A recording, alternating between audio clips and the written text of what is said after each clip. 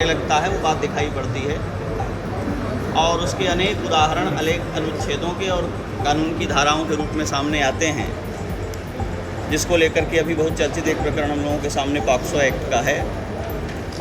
माननीय संतों ने, अयोध्या के विचारकों ने, मनीषियों ने इस बात पर विचार किया है और आगामी 5 जून को इसको लेकर के एक बड़ा समागम रामकथा पार्क में आयोजित है, जिसका उद्देश्य है इस बात को सामने लाना कि जो कानून, जो संविधान नागरिकों के स्वाभिमान, सम्मान और जीवन की रक्षा के लिए बने हैं और उसके साथ साथ उनके सौमनस्य को, सद्भाव को बनाए रखने के लिए बने हैं, उन कानून की कुछ उपधाराएं, उनके कुछ उपबंध और उनकी कुछ कंडीशनिंग इस तरह की है जिसका समाज में दुरुपयोग देखा जा रहा है।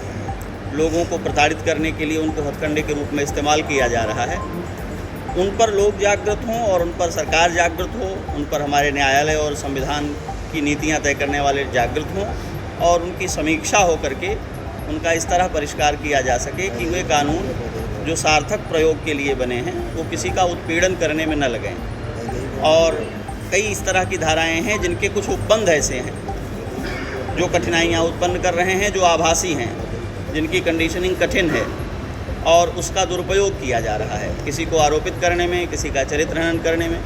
संतों के साथ अनेक घटनाएं हैं, आप सब लोग उससे अवगत हैं, देश भर में घटनाएं हुई हैं। बड़े जो राजनीतिक चेहरे हैं उनके साथ ये कठिनाइयां हैं। सामाजिक जीवन में नेतृत्व करने वाले जो लोग हैं उनके साथ ये कठिनाइयां हैं कि बहुत आसानी से उन पर यौन उत्पीड़न का, हैरेसमेंट का आरोप लगा दिया जाता है।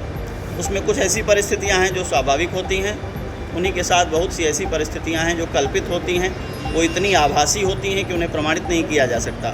और संविधान में आरोपी का पक्ष सुने बिना, आरोपी से संवाद किए बिना तत्काल उसको जेल में डाल देने की, बंदी बनाकर उसके बाद सुनवाई करने की, जमानत न देने की प्रक्रियाएं हैं। जो संविधान की अपनी मूल अवधारणा है उसमें आरोपी होने से किसी व्यक्ति के नागरिकता के अधिकार, सम्मान और प्रतिष्ठा और जीवन की सुरक्षा के अधिकार निरस्त नहीं होते।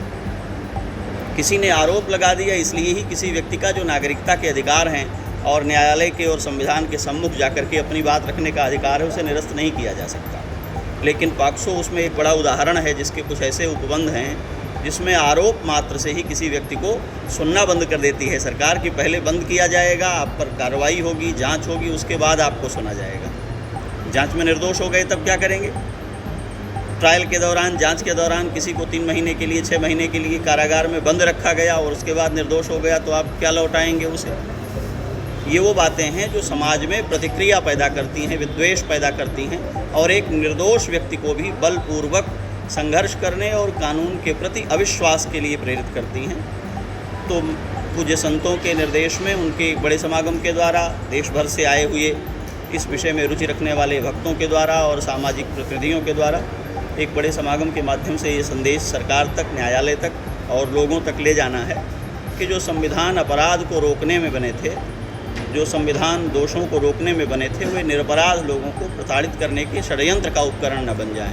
इस उद्देश्य से एक विशाल रैली का आयोजन, समागम का आयोजन 5 तारीख को होने वाला है।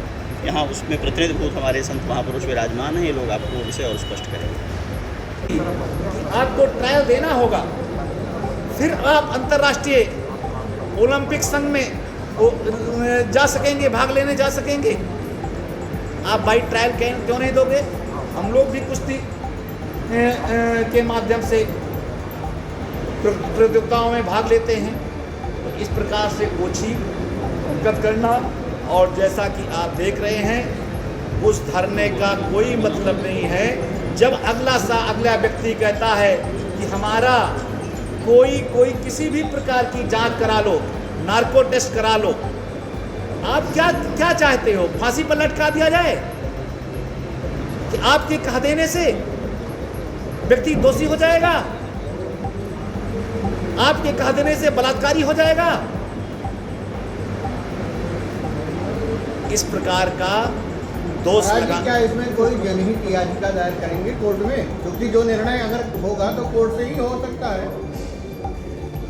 आने वाली 5 तारीख को इस संबंध में हम सभी लोग निर्णय करेंगे।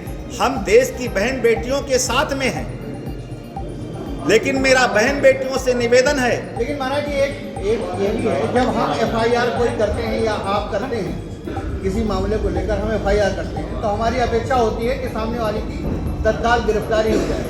लेकिन अगर वही चीज़ हमारे खिलाफ होती है तो हम अपेक्षा करते हैं इसकी पूरी निष्पक्ष जांच। इस मानसिकता को क्या कहें? हमारी मानसिकता एकदम साफ है, क्लियर है कि हम अपने देश की बहन बेटियों के साथ में हैं। अगर ब्रजभूषण शरण सिंह ने ये कृत्य किया है तो उनको फांसी पर लटका दिया जाए, और यदि उन्होंने नहीं किया है, इस प्रकार के झूठे आरोप जो लगाए जा रहे हैं उसका कौन दोषी होगा। इस प्रकार और जो है धरना प्रदर्शन आपका मौलिक अधिकार है, आपके साथ अन्याय हुआ है, अपनी बात को पहुंचाइए। माननीय उच्च न्यायालय का एक बहुत महत्वपूर्ण निर्देश है कमलाकांत जी, उस पर ध्यान देना चाहिए। और रघुवर जी, इस माननीय सर्वोच्च न्यायालय ने इस विषय में एक टिप्पणी दी थी कि न्यायालयों को डाकिये की तरह काम नहीं करना चाहिए। ये बहुत ध्यान देने की बात है। इनकी चिट्ठी उनको पहुंचा दी, उनकी चिट्ठी उनको पहुंचा दी। एक व्यक्ति ने आरोप लगाया, वो पीड़ित पक्ष है, उसका ये चाहना कि जिसने हमें प्रताड़ित किया है उसको अधिकतम दंड मिले, ये बहुत मानवीय और स्वाभाविक मांग है, इस पर कोई प्रश्न नहीं है। जो भी पीड़ित होगा यही मांगेगा। पर यदि पीड़ित के द्वारा जो चाहा जा रहा है वही कर दिया जाना न्याय होगा तो न्यायालयों की अलग से संरचना और न्यायाधीशों का उपयोग क्या है?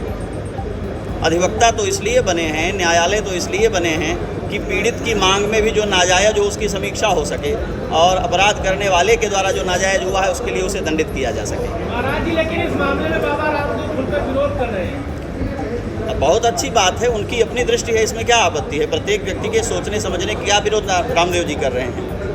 रामदेव जी ये कह रहे हैं कि निरपराधों को पकड़कर बंद कर दिया जाए।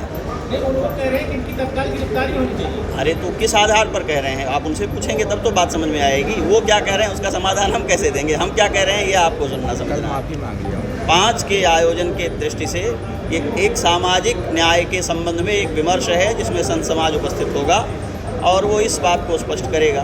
बाकी हमारे पूज्य किलाधीश जी विराजमान हैं यहाँ, उसका और रैली का स्वरूप क्या होगा महाराज जी बताएंगे।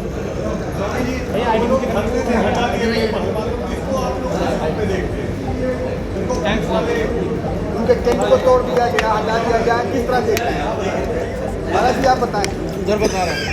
लॉ एंड ऑर्डर का मामला है, सरकार सुनिश्चित करती है इसमें। लोग पास को